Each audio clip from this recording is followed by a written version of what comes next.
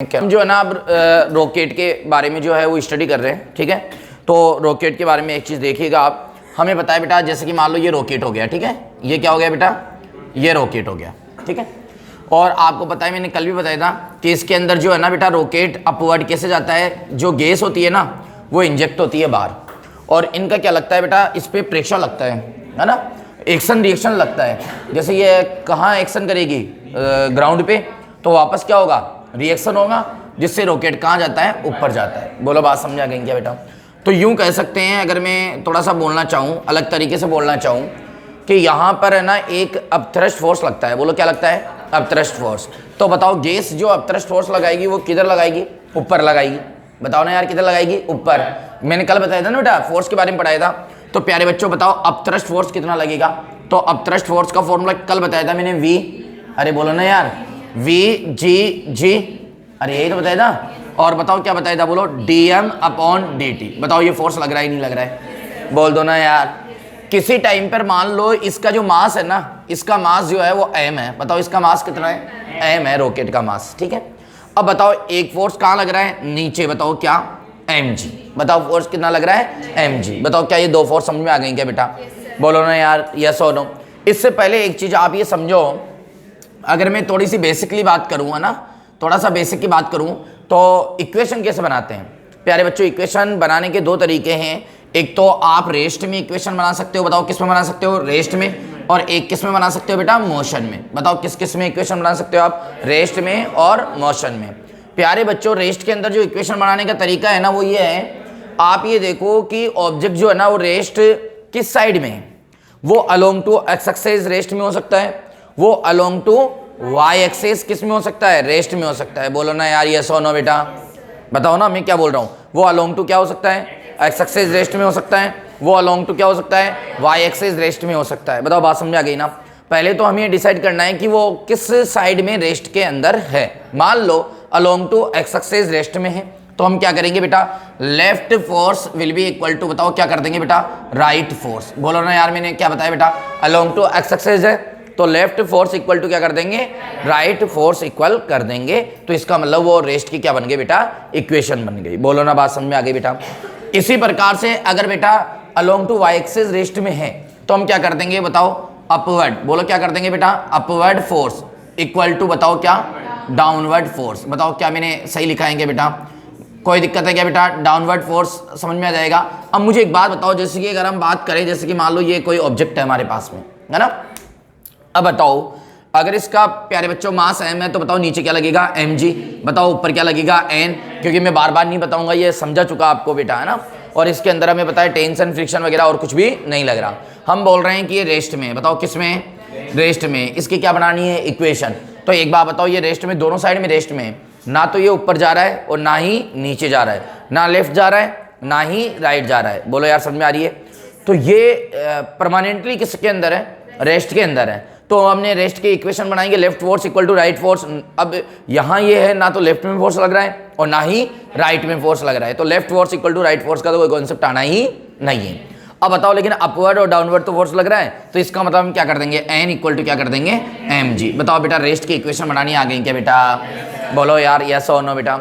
Motion की equation कैसे बनाते हैं, मोशन की इक्वेशन में भी वही सेम बात, अलोंग टू एक्स एक्सिस और अलोंग टू वाई एक्सिस, कि वो किस साइड में चल रहा है। ये देखो आप, किस साइड में चल रहा है, तो जिस साइड में चल रहा है तो हम क्या करेंगे, लार्ज फोर्स। इक्वेशन कैसे बनाते हैं इसकी, लार्ज फोर्स बोलते हैं, मोर फोर्स बोल दो, माइनस लेस फोर्स। बोलो क्या कर दो, लेस फोर्स, और इक्वल टू क्या कर दो, ma। बताओ इसकी इक्वेशन का फॉर्मूला क्या है बेटा, more force minus less force equal to ma।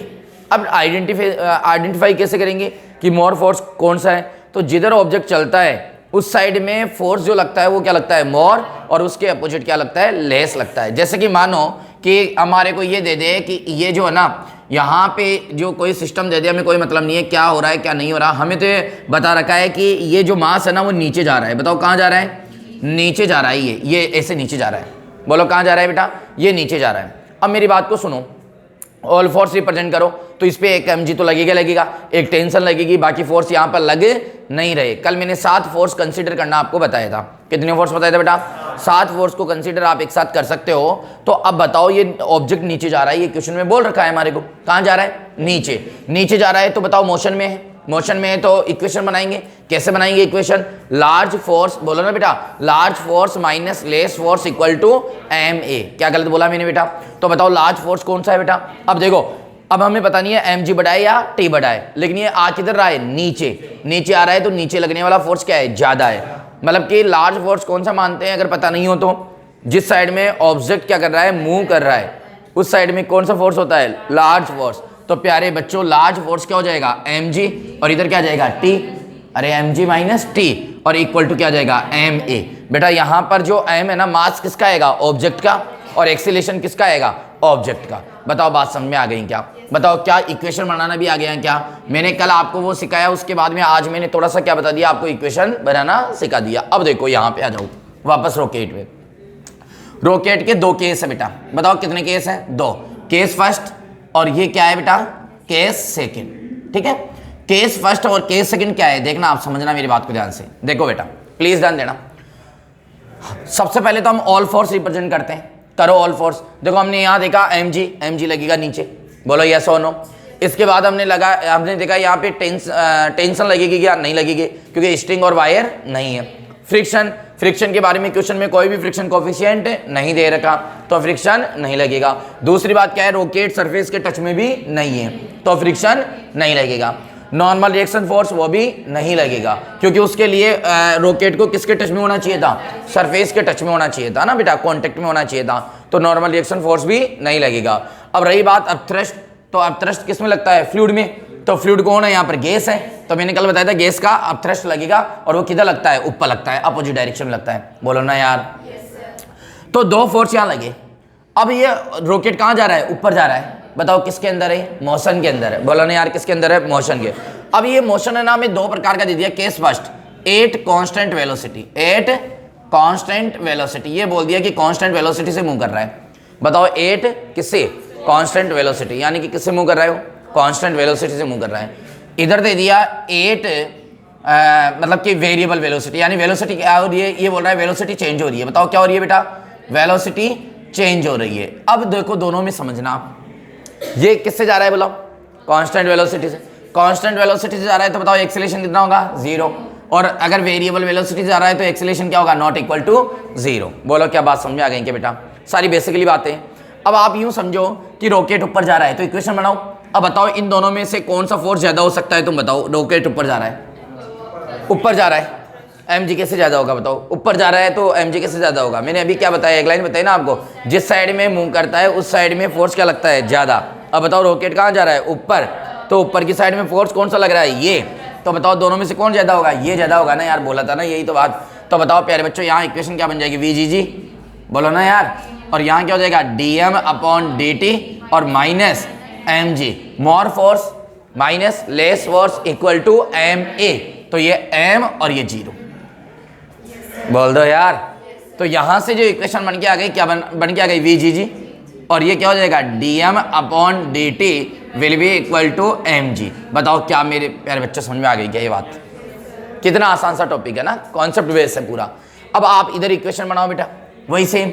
तो बताओ ज्यादा कौन है, vgg, और ये क्या हो जाएगा, dm/dt, और ये क्या हो जाएगा, माइनस mg, और ये क्या हो जाएगा, ma। अब बताओ ये इक्वेशन दे दी हमारे को। अब या तो वो हमारे को क्वेश्चन यहां से पूछेगा या क्वेश्चन यहां से पूछेगा। सर क्या ये फॉर्मूला याद रख लें, जरूरत ही नहीं है, आपको बनाना आना चाहिए इक्वेशन। आपको मैंने सारे 7 फोर्स बता दिए, उसके बाद में आपको जो है वो इक्वेशन बनाना आना चाहिए। तो बताओ vgg dm/dt माइनस क्या हो जाएगा, mg will be equal to क्या हो जाएगा बेटा, ma। बोलो ना बेटा यस और नो। अब आप ये समझो कि वो हमारे को यहाँ पर क्या है, एक वेरिएबल देगा, बाकी सब क्या देगा, नॉन देगा। बताओ रॉकेट वाला कॉन्सेप्ट पूरा समझ में आ गया है क्या। इसके अंदर लिफ्ट वाला कॉन्सेप्ट भी है, लेकिन वो मैं नहीं बता रहा, क्योंकि लिफ्ट वाला मैंने आपको अभी आली के अंदर बता दिया बेटा। कौन सा कॉन्सेप्ट है, लिफ्ट वाला। अरे समझ में आ गई थी ना, लिफ्ट वाला बता रखा है ना आपको, स्यूडो फोर्स वाला। लिफ्ट में क्या लगता है, स्यूडो फोर्स, है ना। तो सारा कॉन्सेप्ट वो सिखा रखा है। एक बार इसको बेसिक को और इसको कॉपी कर लो, फिर आगे हम क्वेश्चन देखते हैं इसका ना बेटा।